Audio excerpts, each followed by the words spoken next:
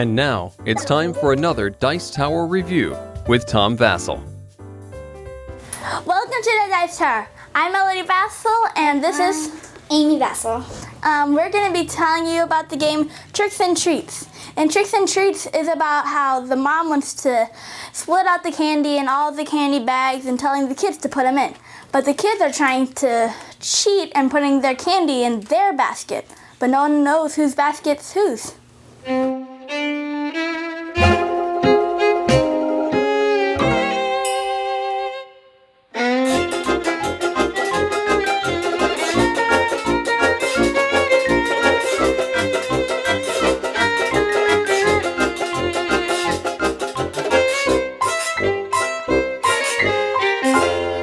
At the beginning of the game, you're going to put a bunch of buckets here in the middle of the table. These are the buckets that each player has. And then you're going to hand out cards, each player, and you're going to look at your cards secretly. Ooh, that's what number you are. That green bucket.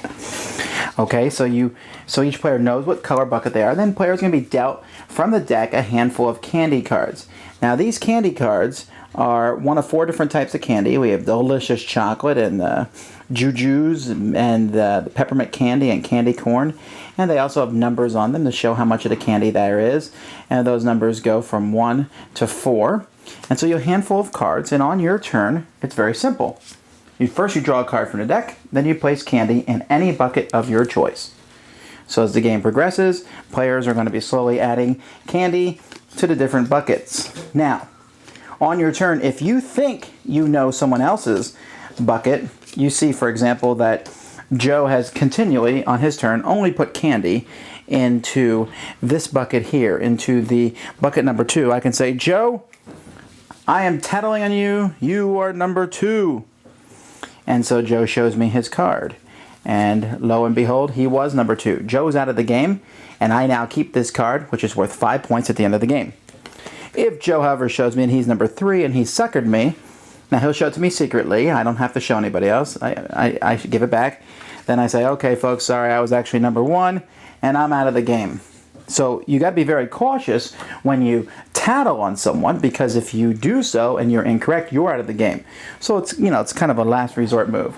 At the end of the game, and that will happen when a Time's Up card shows up in the deck, which is in the bottom 5 cards, then everyone reveals their cards, and whoever has the most candy in their bucket wins.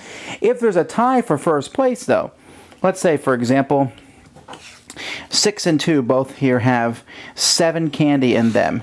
If there's a tie, then all those tied players eliminate it, and the next highest gets it, so 3 would win in this situation.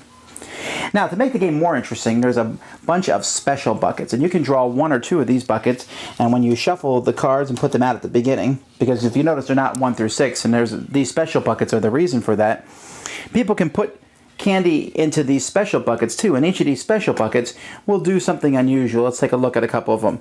The Monte basket, every time you put a 2 card in that basket, you can swap this basket with an adjacent basket, and at the end of the game, you're going to swap the 2 buckets that are adjacent to this basket.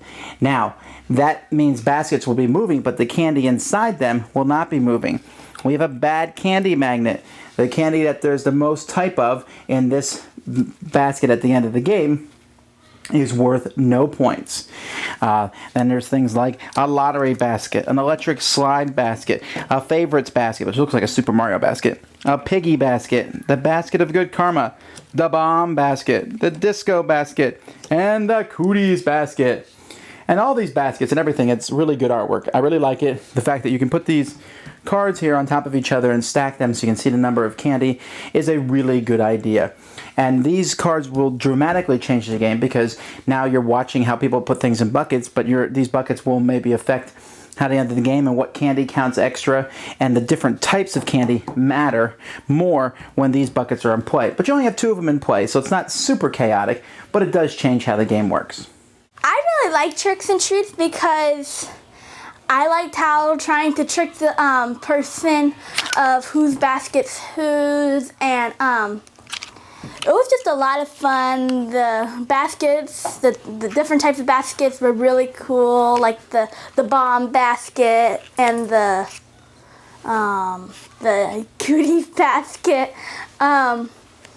it was just lots of fun playing the different types of baskets. What was your opinion?